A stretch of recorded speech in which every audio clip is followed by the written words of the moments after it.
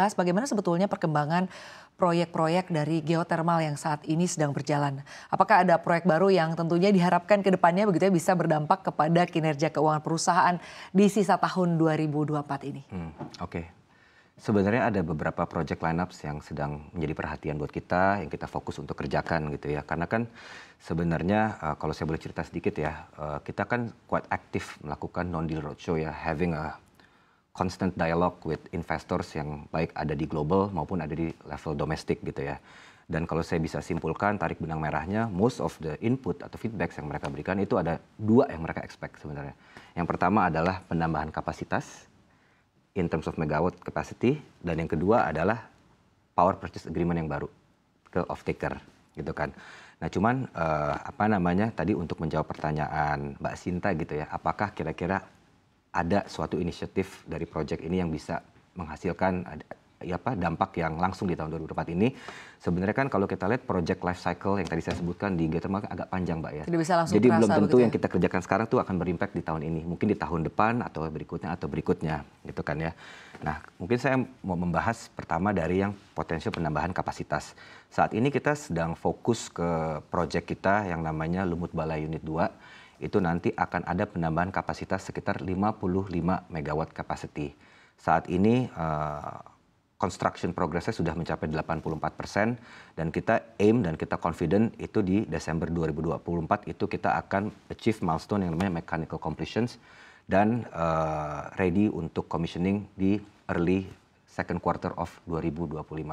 Bahkan nanti pun kami juga akan berencana untuk mengundang teman-teman media, investors dan juga analis untuk melakukan site visit supaya teman-teman semua get the feel bahwa apa yang kita katakan itu it's true gitu kan. Mungkin nanti kalau Mbak Sinta berkenan atau Mbak Sinta ada waktu mungkin kita bisa undang, kita bisa join site visit ya Mbak ya.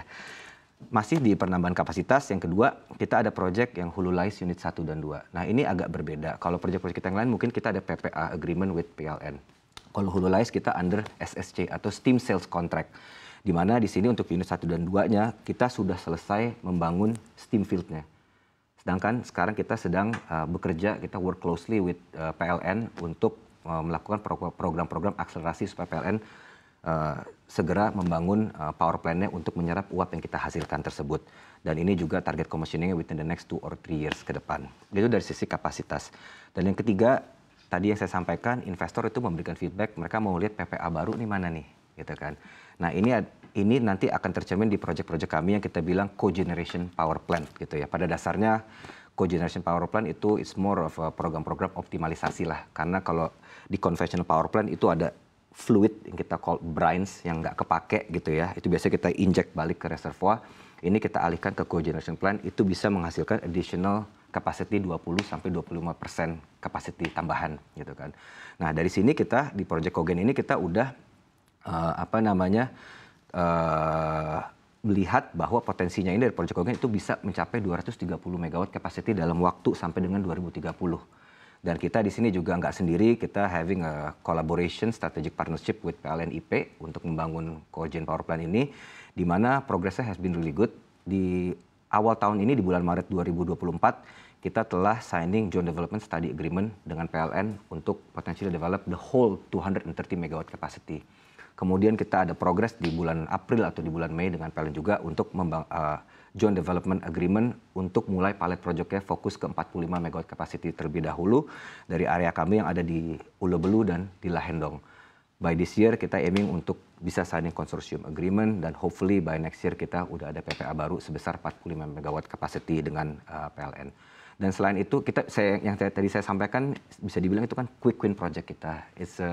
It's a low hanging fruit lah karena sebenarnya udah melewati masa-masa eksplorasi sehingga risiko semakin kecil. Tapi secara paralel of course kita juga melakukan beberapa proyek yang sekarang sifatnya eksplorasi seperti Lahendong 78 dengan 40 megawatt capacity, kemudian Gunung 3 dengan 55 megawatt capacity dan masih banyak proyek lagi yang mungkin saya nggak punya waktu untuk saya sebutkan satu-satu di kesempatan kali ini. Baik, artinya memang banyak proyek-proyek ya yang Betul. diharapkan dapat memberikan dampak positif ya Ya. kepada kinerja keuangan dan juga mungkin bisa menambah laba bersih ya Betul. untuk di tahun 2024 ini. Lalu membahas mengenai strategi dari PGI untuk bisa menghadapi tantangan dan juga hambatan-hambatan yang ada begitu ya. Bagaimana sebetulnya PGI agar bisa tetap tumbuh positif begitu, apalagi jika kita membahas mengenai kinerja keuangan di tengah berbagai tantangan yang ada saat ini. Ya. Sebenarnya strategi kami untuk menghadapi tantangan yang potentially muncul ya di paruh 2 2024 ini sebenarnya is quite simple, which is untuk mensecure dan memaksimalkan produksi uap dan listrik gitu kan. Karena kalau saya boleh ambil contoh ya di salah satu area kami, Karaha, saat ini Karaha itu beroperasi dengan install capacity sebesar 11 megawatt gitu kan. Nah, gladly kemarin kita melakukan another drilling, ada di nama sumurnya Sumur Talaga 3.4, kita berhasil mendapatkan additional capacity of 4 megawatt tambahan, Mbak. Yang kita lakukan sebenarnya akhir tahun tinggal melakukan piping works sama tie-in ke pembangkit. Jadi by tahun ini kita akan memiliki ekstra dari Karaha yang tadinya 11 megawatt capacity akan menjadi 15 megawatt capacity. Dan lebih baiknya lagi ternyata hasilnya itu pas kita lakukan drilling di sumur yang 3, 4 tersebut dari Karaha, pressure-nya itu sangat baik sehingga itu bisa menghasilkan output yang sangat baik. Sehingga kami confident bahkan ini bisa menarik ke tahun-tahun berikutnya. Di tahun 2025 kita akan melakukan drilling di untuk sumur 3.5 dan 2026 untuk sumur 3.6. Jadi by end of this year, Karaha yang tadi 11 megawatt capacity kita akan menjadi 15 megawatt capacity. Di tahun 2025 akan menjadi 20 megawatt capacity dan 2026 menjadi 30 megawatt capacity. Contoh lainnya masih ada lagi seperti di area Ulu Belu, Sibayak dan sebagainya. Selain itu kami of course tadi yang saya sampaikan secara rutin untuk melakukan pemeliharaan, kemudian perbaikan atau workover sumur-sumur yang ada di seluruh area yang kita miliki saat ini. Baik, bergeser lagi membahas mengenai tadi Anda sempat menyinggung terkait dengan cash is king begitu ya. Anda melihat bagaimana sebetulnya PGI ini bisa mengelola arus kasnya dan juga likuiditas di tengah ketidakpastian ekonomi baik di tingkat global maupun di tingkat domestik begitu ya. Apalagi kalau kita lihat PGI ini kan sudah melakukan penyesuaian ya dalam pengelolaan anggaran dan juga proyeksi keuangan di kedepannya. Ya, mungkin seperti yang saya sampaikan tadi ya terkait dengan pengelolaan arus kas dan likuiditas di tengah ketidakpastian market global maupun domestik, di mana kita excess liquidity yang kita miliki ini nantinya kita akan melakukan rebalancing our capital structure di portfolio project kita gitu ya. Mungkin terkait dengan project-project yang masih dalam fase eksplorasi, kita bisa menggunakan cash yang ada gitu ya, di support. Nanti untuk masuk development kita bisa menggunakan support dari external financing. Tujuannya satu yaitu untuk increase return profile kita, itu kan. Dan juga yang kedua, of course, pengelolaan forex dan juga ketiga adalah pengelolaan excess liquidity di penempatan safe instrument seperti giro special rate dan juga time deposit special rate gitu ya. Nah, itu mungkin untuk menjawab pertanyaan pertama. Nah, untuk menjawab pertanyaan kedua, apakah ada penyesuaian anggaran atau target atau proyeksi di tahun 2024 mengingat kondisi yang terjadi saat ini? Jawabannya dengan confident kita bilang kita tidak melakukan revisi proyeksi atas tahun 2024 ini karena kita confident untuk mencapai target atau RCAP yang memang kita udah sepakati dan disetujui oleh pemegang saham ya. Of course dengan mempertimbangkan tadi ada antisipasi maintenance works gitu ya, bahwa saya sebutkan tadi bahwa tahun ini tetap kita akan aiming at least to reach the production output to be at least the same dengan tahun 2023 which is 4.727 gigawatt hour. Nanti tentunya ada strategi-strategi berikutnya untuk gimana caranya kita menggemukkan di level EBITDA dan di level net profit juga, seperti itu. Baik, lalu selanjutnya terkait dengan pembiayaan atau pendanaan untuk proyek-proyek di masa depan ya. Bagaimana rencana-rencana dari PGI ini?